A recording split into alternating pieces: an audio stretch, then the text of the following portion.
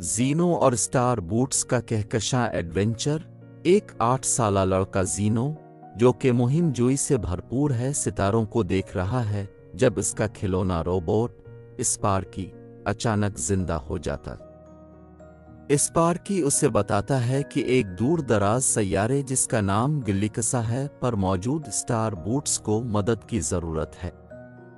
एक चमकते हुए पोर्टल के जरिए जीनो और स्पार्की को गिल्लिकसा पर पहुंचाया जाता है, जहां बढ़ते हुए ब्लैक होल की वजह से सैयारा तवानाई खो रहा है। स्टार बूट्स के लीडर एलिकट्रा बताते हैं कि सिर्फ स्टार क्रिस्टल, जो कि वक्त के गार में छुपा हुआ है, ब्लैक होल को रोक सकता है। जीनो बहादुरी से इसे दोबारा हासिल करने पर राजी हो जाता है।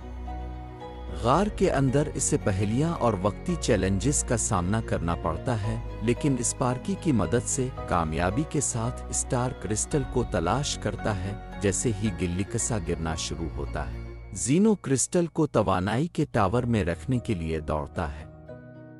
क्रिस्टल की ताकत ब्लैक होल को पलटकर सैयारे को बचाती है। स्टार बूट्स खुश हैं और एलिकट्रा अपनी बहादुरी के लिए जीनो का शुक्रिया अदा करती है। पोर्टल के जरिए घर वापस आते हुए जीनो सितारों की तरफ देखता है, ये जानते हुए कि इसकी मुहिम जोई अभी शुरू हुई है।